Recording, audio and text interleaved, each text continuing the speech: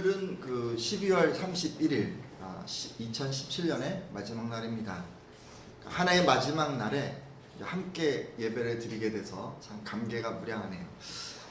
1월 1일 날 우리가 이제 다 힘차게 이 한 해를 시작한 것 같은데 벌써 이제 365일 쭉 다 지나가고 마지막 날을 맞이했습니다. 세월이 화살같이 빠르다 이런 얘기가 있는데 정말 그런 얘기들을 실감할 수 있는 것 같습니다. 매년 이렇게 맞는 마지막 날이지만 사람들은요 이 날 마지막 날에 특별한 각별한 그런 의미들을 부여하는 것 같습니다. 마지막 날을 맞이하는 사람들은요 크게 이제 우리 주변을 돌아보면 두 부류의 사람들이 있는 것 같아요. 첫째, 마지막 날에 어떤 일을 하면서 마지막 날을 맞이하면 좋을까라고 생각하는 그런 사람들이 있습니다. 이분들은 이제 마지막 날이 다가오거나 또는 마지막 날이 되면 그날 누구를 만날까, 어디를 갈까, 무엇을 할까 이런 식으로 그 날이 되었을 때 내가 무엇을 해야 의미가 있을까라고 그렇게 생각하는 분들이 있습니다.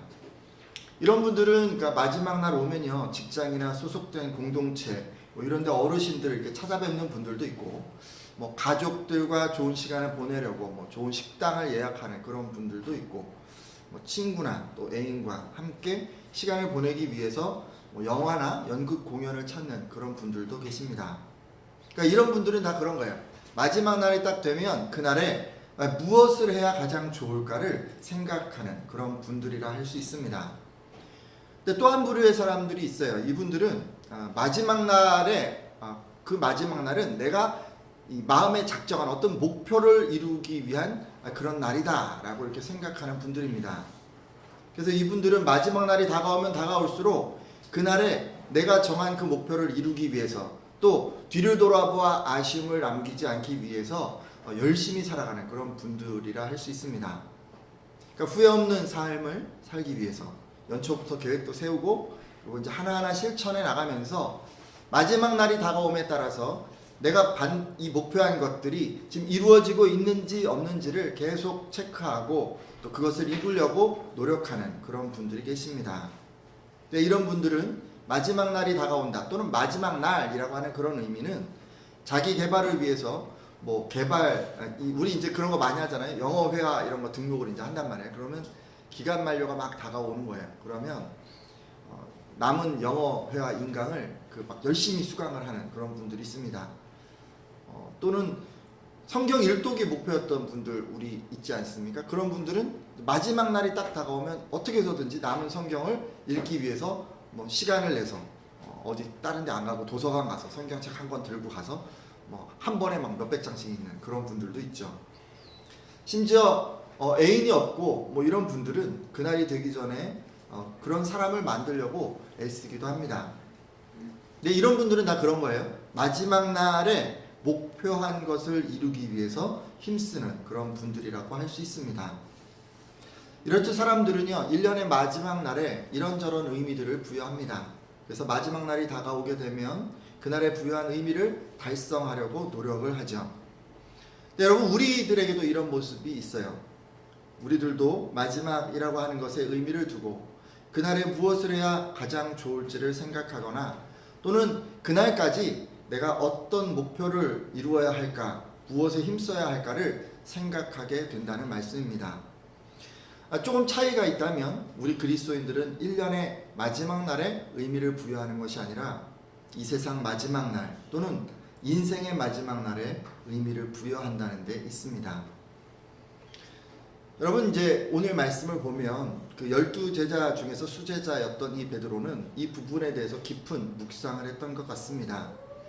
베드로는 예수 그리스도로부터 얻은 교훈과 또 자신의 신앙적 체험을 기반해서 예수님을 따르는 우리들이 마지막 날에 어떤 의미를 부여해야 하는지 글을 남겼습니다.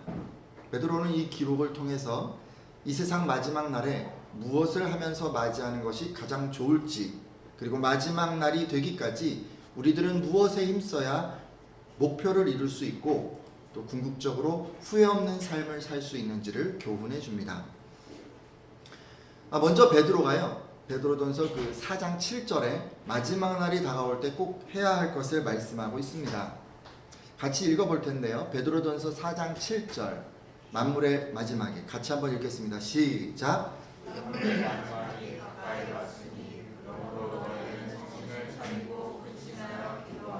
아멘.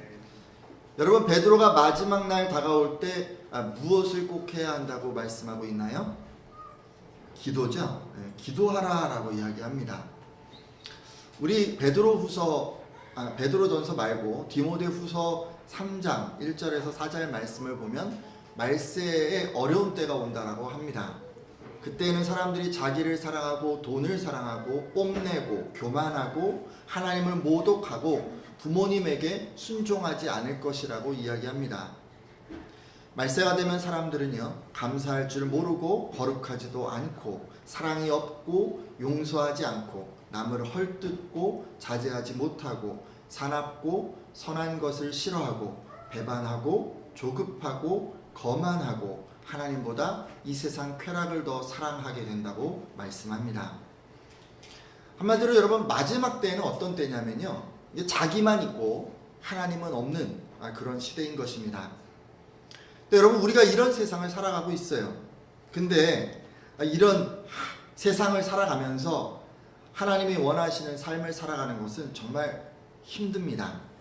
아니, 정확히 말하자면요, 말씀대로 이런 세상 가운데서 우리가 살아간다는 건 우리 힘만으로는 불가능합니다. 근데 여러분, 이런 현실을 인정하지 않고 이렇게 이제 힘든 세상, 이렇게 막 하나님도 모르고 자기만 알고 살아가는 이런 세상 속에서 내 힘만으로 신앙을 지켜보겠다고 호언장담하던 한 사람이 있었습니다. 베드로가 바로 그 사람이에요. 여러분, 베드로는요, 예수님의 수제자였어요. 예수님께서 너희는 나를 누구라고 하느냐라고 이렇게 물으실 때 주는 그리스도시요 살아계신 하나님의 아들이시니다라고 고백했던 사람이었습니다. 게다가 그는 잡히시기 전날 함께 식사하는 자리에서 모두 주를 버릴지라도 나는 결코 버리지 않겠나이다라고 결단했던 사람이었습니다. 예수님께서 내가 3번 나를 부인하리라 라고 이렇게 이야기하셨을 때에는 내가 주와 함께 죽을지언정 주를 부인하지 않겠나이다 라고 이렇게 고백했던 사람이었습니다. 정말 담대한 사람 아닌가요? 게다가 여러분, 베드로가 이렇게 고백한 것은요, 거짓말이 아니었어요. 그는 진심으로 예수님을 하나님의 아들로 믿었고 사랑했고 또 죽기까지 그를 따르고자 했습니다. 정말 베드로는 자신 온 힘을 다해서 예수님을 따르고자 했던 것입니다.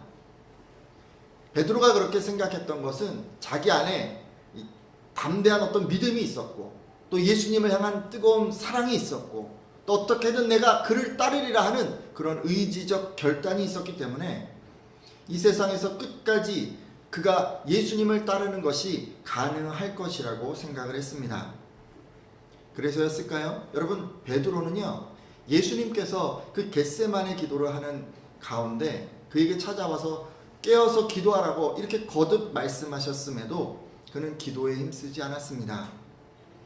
누가 보아도 분명히 이렇게 신앙적으로 위기의 순간이 다가왔는데 그 순간에 베드로는 기도하기보다는 오히려 육체의 피곤한 그 문제를 해결하는 것에 더 우선순위를 두었습니다. 여러분, 그 결과 베드로가 어떻게 되었나요? 그로 인해서 베드로는 새벽딱 울기 전에 예수님을 3번이나 부인하게 되었습니다.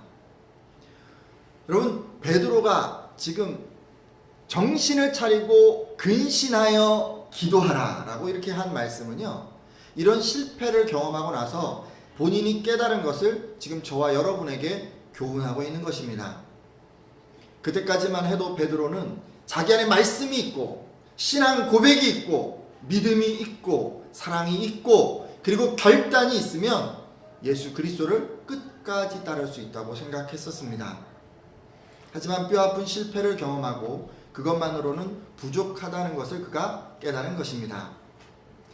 여러분, 그는요, 이런 일을 겪고서 온전히 예수 그리스도를 따르기 위해서는 반드시 성령 하나님의 도우심이 필요하다는 것을 깨달았습니다. 여러분, 그래서 지금요, 기도하라고 이야기하는 거예요. 여러분, 우리가 이 세상 살아나가면서 기도가 아니고서는 성령의 도우심을 받을 수 없기 때문에 그렇습니다. 따라서 만물의 마지막이 가까이 왔으니 그러므로 너희는 정신을 차리고 근신하여 기도하라는 이 말씀은 마지막 때가 되어서 지금 너희들의 힘만으로는 도저히 신앙을 지켜나갈 수가 없으니까 기도를 통해서 성령의 도우심을 입으라고 하는 그런 의미임을 알 수가 있습니다. 여러분, 베드로의 이 기도하라는 말씀은요, 성령님을 의지하라는 그런 말씀인 거예요. 오늘 함께한 예배자들은 마지막 날 베드로처럼 이렇게 후회하지 않기 위해서 기도하라는 그 교훈을 꼭 받아들이시기를 바랍니다. 여러분, 마지막 날 이르러서 후회하지 않으려면요, 여러분 반드시 기도해야 합니다. 그래야 성령님의 도우심을 우리가 입어서 그 순간 그 날까지 우리가 말씀대로 살아갈 수 있기 때문입니다. 혹시 여러분 가운데 이런 분들이 있을 수 있어요. 저는 말씀을 깨닫고 매번 선한 일을 결단합니다. 근데요, 하루 이틀 지나면 금방 무너지고 말아요. 이렇게 이야기하는 분들이 있을 수 있습니다. 저는요, 말씀을 듣고 제가 말씀대로 할 수 있다고 생각했는데 막상 말씀대로 시작을 하면 용두사미처럼 오래가지 못합니다라고 그렇게 고백하는 분들도 계실 수 있습니다. 여러분, 그런 고백을 하는 분들 중에 혹시 그동안 기도에 힘썼던 분들이 아니 계시다면 이제 기도를 한번 시작해 보십시오. 그래서 자기 힘만으로 뭐 해보겠다고 자꾸 이렇게 신앙생활하지 말고 성령님을 철저히 의지해서 그렇게 여러분 신앙생활을 해 보십시오. 그런 분들마다 다가오는 2018년도에는 성령님의 능력으로 모든 일에 진보를 이루시고 궁극적으로 승리하게 되시기를 예수님의 이름으로 축원합니다. 여러분, 마지막 날에 이제 꼭 해야 할 것으로 지금 기도를 말씀해 주셨잖아요. 그리고 이어서 베드로는 마지막 날에 이르러서 후회하지 않기 위해서 계속해서 힘써야 할 것도 말씀합니다. 베드로전서 4장 8절 말씀인데요, 함께 읽도록 하겠습니다. 무엇보다도 시작. 무엇보다도 뜨겁게 서로 사랑할지니 사랑은 허다한 죄를 덮느니라. 아멘. 베드로는 다른 어떤 것보다도 서로 사랑하라고 말씀합니다. 물론 여기서 이 얘기하는 직접적인 서로 사랑해야 할 대상은 예수님을 믿는 사람들끼리입니다. 그러니까 여러분, 교회 안에서 여러분 서로를 보면서 서로 사랑하라는 이 말씀은 1차적인 적용을 해야 하는 말씀입니다. 그래야 마지막 날에 이르러서 후회하지 않을 수 있기 때문에 베드로가 이 말씀을 한 거예요. 여러분, 우리가 서로 예수님을 믿는 사람들끼리 무엇을 해야 후회 없는 인생이 될 수 있다고요? 사랑이죠, 사랑. 여러분, 사랑해야 후회하지 않습니다. 베드로가 왜 이렇게 이야기한 걸까요? 한번 생각해 볼까요? 베드로는요, 이 예수님이 다시 오시는 이 세상 마지막 날 이루어야 할 그 신앙의 목표로 이것을 제시했습니다. 여러분은 그 하나님의 존재를 믿고 이 세상에서 유일신을 섬기는 신앙인이 되었고 예수님의 십자가 대속을 믿고 또 하나님의 자녀가 다 되셨습니다. 자, 그렇다면 여러분, 이제 여러분이 마지막 날까지 이루어야 할 것은 무엇입니까? 여러분은 어떤 신앙적 목표를 갖고 계십니까? 여러분, 어떤 목표를 이루셔야 그날에 하나님으로부터 칭찬받을 수 있다고 생각을 하십니까? 예전에는 이런 분들 많았어요. 돈 많이 벌어서 교회를 10개 정도 헌당을 하면 하나님께서 나를 칭찬하실 거야, 이렇게 생각하는 분들 간혹 계셨고요. 또 뭐 이런 분들도 있어요. 전도를 많이 해서 100명 이상 사람을 교회로 탁 전도해 오면 그럼 하나님께서 칭찬하실 거야 라고 생각하는 분들도 있었습니다. 뭐 이런 거 다 좋습니다. 눈에 보이는 이런 목표를 이루는 것도 좋아요. 하지만 여러분, 하나님께서는요, 그런 것보다도 가장 먼저 여러분이 예수님을 닮기를 바라십니다. 하나님께서는 예수님을 믿는 여러분이 옛날의 생활 방식, 거짓된 욕망으로 부패해가는 그런 옛사람을 다 벗어버리고 마음과 정신이 다 새롭게 되어서 하나님의 모습대로 의와 진리와 거룩함으로 지으심을 받은 새 사람이 되기를 바라십니다. 하나님의 모습대로 지으심을 받은 새 사람은요, 예수님을 닮은 사람이에요. 여러분, 마지막 날까지 꼭 이루어야 할 여러분의 목표가 무엇이라고요? 예수님을 닮는 것. 예수님을 닮는 것. 모든 성도는 마지막 날까지 이 목표를 잘 이루어야 칭찬받는 것입니다. 제가 여러분에게 우리의 목표는 예수님을 닮는 거예요 라고 이렇게 이야기를 하니까 예수님처럼 무소유를 실천하면서 살아가는 것이 예수님을 닮는 것이라고 생각하거나 예수님처럼 막 병고침의 능력으로 이런 사람들을 돕고 이렇게 하는 것이 예수님을 닮는 것이라고 생각하시거나 저는 예수님처럼 집도 없고 결혼도 안 하고 사는 것이 예수님을 닮는 것이라고 생각하거나 뭐 이런 식으로 너무 이 단편적으로 생각하는 그런 분들도 계신데 여러분, 그런 것으로는 온전히 예수님을 닮는 것이라고 할 수 없습니다. 여러분, 그냥 일부분만 그냥 흉내만 내는 거예요. 오늘 말씀에서 베드로는 예수님을 닮기 위한 방법으로 사랑을 소개했습니다. 우리가 먼저 사랑해야, 그 사랑을 실천해야 예수님을 온전히 닮을 수 있다는 것입니다. 여러분, 왜일까요? 예수님은 사랑이시기 때문에 그래요. 여러분, 요한일서 4장 16절에서도 이 하나님은 사랑이시라, 사랑 안에 거하는 자는 하나님 안에 거하고 하나님도 그의 안에 거하시느니라 라고 이렇게 말씀하십니다. 지금 요한사도 역시도 예수님이 사랑이시기 때문에 사랑 안에 거하는 자, 곧 주변 사람들에게 사랑을 실천하며 살아가는 사람은 예수님을 온전히 닮을 수 있다라고 이야기하고 있습니다. 따라서 여러분, 이런 말씀들로 다 미루어 볼 때 우리가 예수님을 닮기 위한 가장 좋은 방법은 사랑하는 것입니다. 우리가 서로 사랑해야, 그래야 예수님을 닮아갈 수 있는 것입니다. 그래야 여러분, 마지막 날에 여러분이 하나님을 뵐 때 그분의 뜻을 다 온전히 이렇게 이루었기 때문에 칭찬받게 되는 것입니다. 오늘 함께한 예배자들은 마지막 날까지 이렇게 서로 사랑하라는 것에 힘쓰라는 이 베드로의 교훈을 꼭 실천하시기를 바랍니다. 자, 여러분, 그러면 우리는요, 이 사랑하라는 것이 정말 중요하다, 그것이 정말 예수님 닮기 위한 유일한 방법이고 그것을 실천해야 하나님께 칭찬받을 수 있다는 걸 우린 다 알게 되었는데, 여러분, 그러면 우리는 어떻게 이렇게 서로 사랑할 수 있을까요? 누군가를 딱 바라보면서 마음으로 사랑을 품고 있으면 되는 것일까요? 아니면 틈틈이 찾아가서 얘기도 나누고 마음 써주면 그러면 되는 것일까요? 여러분, 그런 것도 다 중요하지만 베드로는요, 우리에게 허다한 죄를 덮는 사랑을 하라라고 이렇게 이야기합니다. 뜨겁게 사랑하는데 사랑은 허다한 죄를 덮느니라 라고 이야기하면서 말이죠. 여러분, 죄를 덮는다라고 하니까 뭐 이건 상대방의 죄를 용납해 주라는 의미가 아닙니다. 그렇다고 뭐 그 죄를 다 숨겨주라는 얘기도 아닙니다. 무조건적으로 다 용서해 주라는 그런 얘기도 아닙니다. 여러분, 누군가의 죄를 덮는다라는 이 말은요, 상대방의 그 죄 또는 어떤 부족함 이런 것들을 불쌍히 여기고 그가 그것을 벗어버릴 수 있도록 최선을 다해서 도우라는 그런 의미입니다. 왜냐면요, 여러분, 예수님께서 실제로 이 말씀을 실천하셨기 때문에 그래요. 예수님께서는 죄인된 저와 여러분을 불쌍히 여겨주셨고 우리가 그 죄의 멍에를 벗어버릴 수 있도록 목숨을 주시기까지 하면서 섬겨주셨습니다. 여러분, 예수님의 그런 지극한 사랑이 있었기 때문에 지금 오늘날 저와 여러분이 있는 것입니다. 이제 예수님을 닮아가야 하는 여러분들은요, 바로 그런 사랑을 실천해야 하는 것입니다. 허다한 죄를 덮는 사랑, 그 사랑을 우리가 직접 실천을 해야 비로소 그 예수님을 닮아갈 수 있는 것입니다.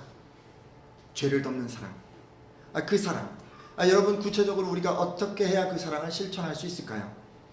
제가 지금부터 3가지 실천 방법에 대해서 조금 말씀을 드리려고 합니다. 여러분, 사랑을 실천하는데, 특별히 죄를 덮는 그 사랑을 실천하는데 가장 첫 번째는 우리가 누군가를 불쌍히 여기는 것으로 우리는 이것을 실천할 수 있습니다.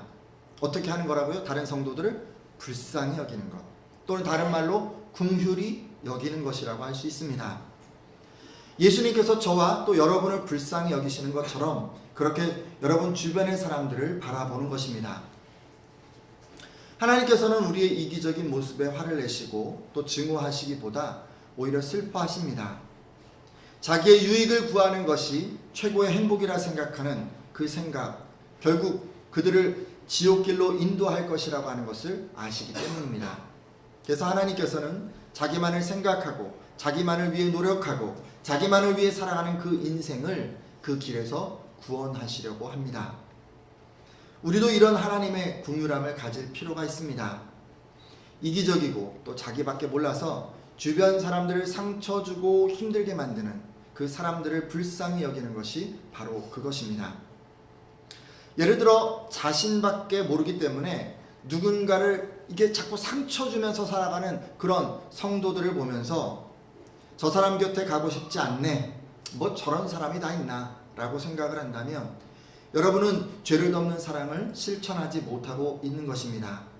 여러분, 계속 이렇게 신앙생활 하면요, 시간이 지나도 예수님을 닮아갈 수 없어요.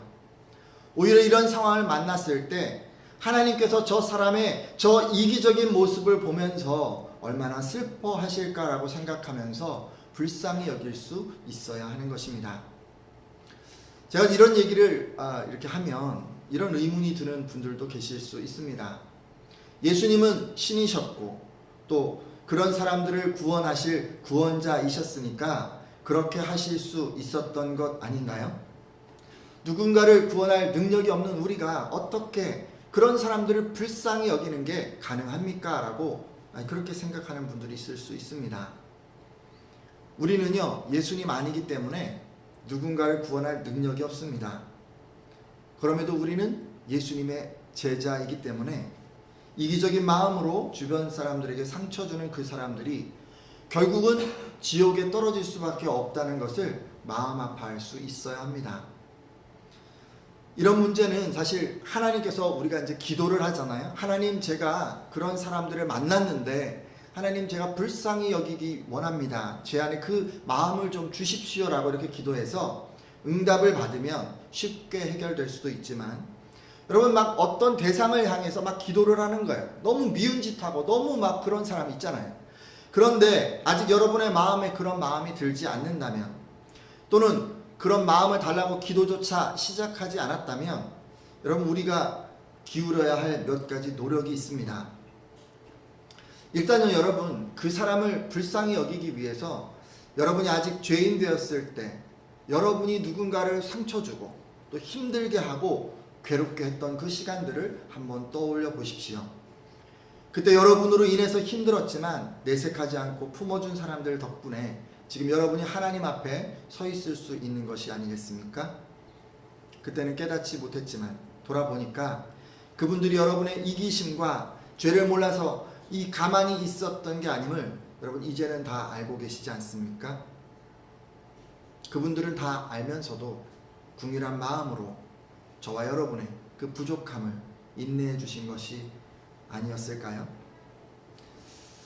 만약 여러분도 누군가의 기억 속에 이런 사람으로 기억된다면 얼마나 좋겠습니까? 이렇게 한번 생각해 보는 거예요. 또 그리고 이런 생각도 한번 해보십시오. 주변 사람들과 따뜻한 관계를 맺고 살아가는데 뭐 필요한 어떤 대인관계 능력, 예의, 매너, 배려 이런 것들을 제대로 배우지 못한 그 사람의 그 성장 과정이 참 불행할 수도 있다고 말이죠. 인격은 성장하지 못하고 그냥 몸만 훌쩍 커버린 거예요. 나이만 먹어버린 거예요. 아마 그 사람은요, 여러분이 누린 양육과 소통을 경험하지 못했을 수 있습니다. 성장 과정에서 상처투성이 인생을 살아서 사람을 신뢰하고 배려하고 따뜻하게 대할 여력이 없는 그런 마음을 가졌을 수 있습니다. 이런 생각을 하면서 저 사람은 내가 겪지 못한 그 험한 인생을 살아왔나 보다 라고 생각하고 그렇게 그 사람을 한번 품어보려고 이렇게 한번 노력해 보십시오.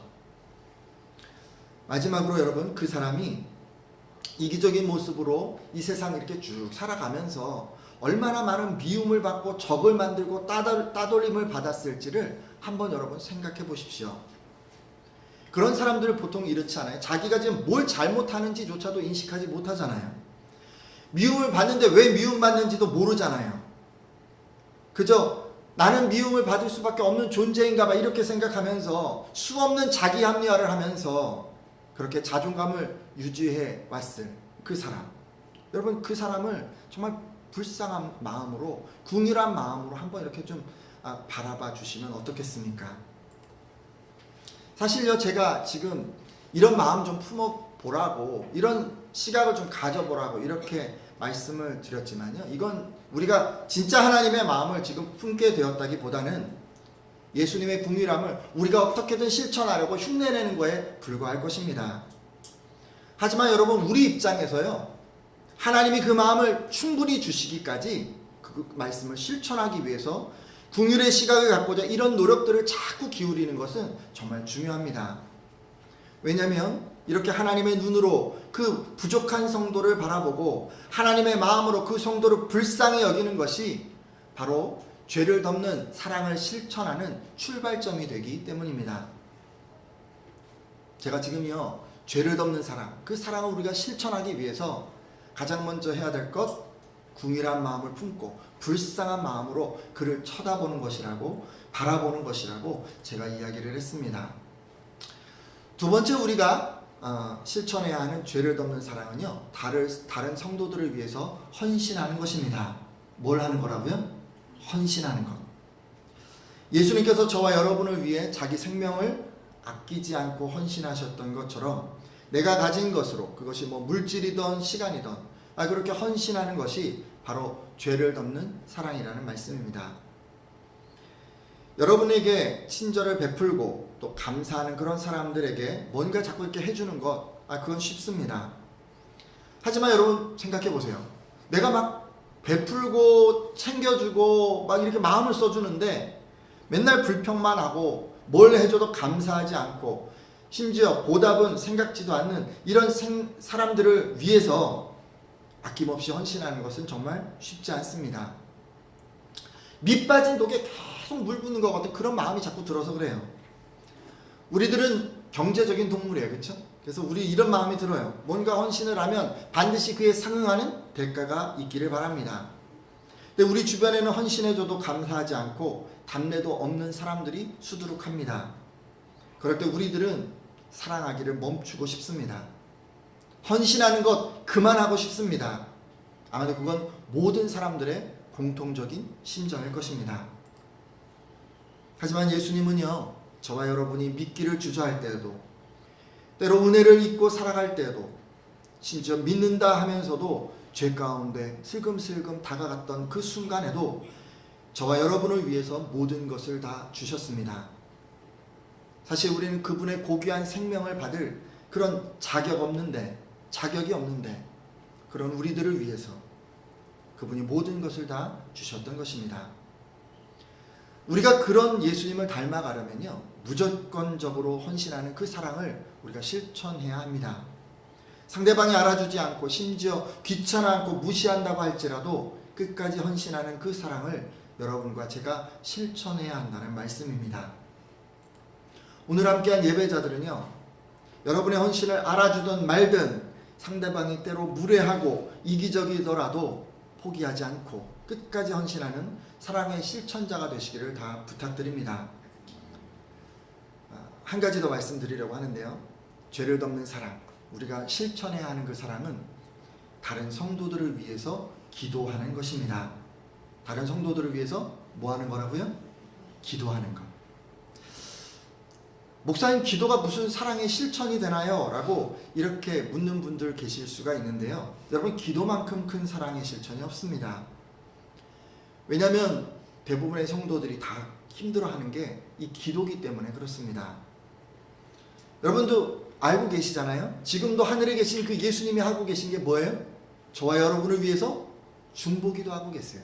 하나님 거기서 예수님 거기서 기도하고 계세요. 그 기도로 섬겨주고 계세요.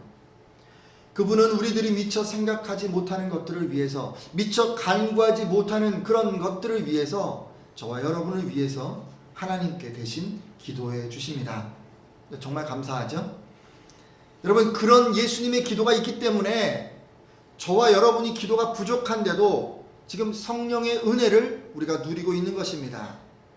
필요한 것들 하나님께서 채워주시고 의의 길로 선한 길로 지금 인도하고 계신 것입니다. 여러분, 이렇듯 예수님의 중보기도는 여러분을 향한 지극한 사랑의 표현이고 그리고 섬김입니다. 죄를 덮는 사랑은 다른 성도들을 위해서 바로 이런 기도를 아끼지 않는 사랑을 말합니다.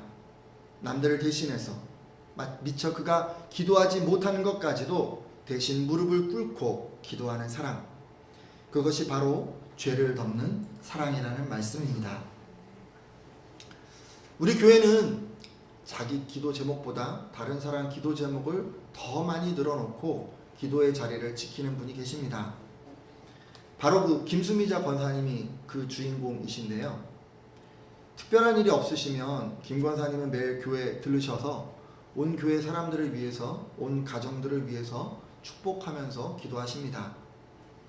기도의 대상자들이 알아주든 알아주지 않든, 찾아와서 감사를 하든 또는 감사를 하지 않든 묵묵히 중보기도로 이 죄를 덮는 사랑을 실천하고 계십니다. 저는 이렇게 기도하는 김 권사님이 우리 교회에서 가장 큰 일을 감당하는 사랑의 실천자라고 믿습니다. 하나님께서 그분의 기도를 들으시고 각 가정의 가장들이 또는 각 가정의 구성원들이 미처 간구하지 못한 것까지 다 채워주시기 때문입니다. 여러분 믿으십니까? 최근 김 권사님이 그 장염으로 아프셔서 교회에 오시지 못했는데 정말 마음이 아팠습니다. 다가오는 2018년도에는 이 김 권사님이 늘 강건하셨으면 좋겠습니다. 그래서 교회를 위해서 또 여러 성도들을 위해서 하는 이 중보기도가 멈추지 않고 쭉 계속되기를 소망합니다. 또 이 권사님 뒤를 이어서요, 교회와 성도들을 위해서 이 기도의 무릎을 아끼지 않는 또 다른 성도들이 많이 나오기를 소망해 봅니다. 이제 오늘 설교 마치려고 하는데요. 오늘 설교에서는 특별히 마지막 날을 맞이하는 이 성도의 자세에 대해서 말씀을 드렸습니다. 마지막 날이 다가올 때 우리들이 꼭 하고 있어야 되는 게 있습니다. 다른 게 아니라 성령님의 도우심을 구하는 기도를 우리가 하고 있어야 돼요. 여러분, 이 기도가 없으면 우리는 절대 이 악한 세상에서 승리할 수 없습니다. 혹시 그간 기도를 게을리 하고 있었던 분들은 세상에서 승리하기 위해서 다시 이 기도 생활에 박차를 가하시기를 바랍니다. 멈춰진 기도 다시 시작하시길 바랍니다. 수요 기도에 있지만 이런 기도일 뿐 아니라 여러분의 매일의 삶에서도 기도의 시간을 더 많이 확보하시기를 바랍니다. 그래서 여러분, 성령님이 주시는 그 영적인 에너지를 여러분이 다 흠뻑 받아 누리시기를 바랍니다. 또 한 가지 더 말씀드렸죠. 마지막 날 후회하지 않으려면 우리가 한 가지 해야 돼요. 사랑해야 돼요. 사랑을 실천하기 위해서 이 사랑을 해야만 우리는 예수님을 닮아갈 수 있습니다. 예수님께서는 죄를 덮는 사랑으로 우리를 사랑하셨기 때문에 그가 정죄하시기보다는 우리를 불쌍히 여겨주셨고, 자기 몸을 사리고 이렇게 피하기보다는 최선을 다해서 헌신해 주셨고, 외면해 버리기보다는 힘써 이렇게 중보기도로 섬겨주셨던 것처럼 여러분들도 그렇게 허다한 죄를 덮는 사랑을 실천해 주시기 바랍니다.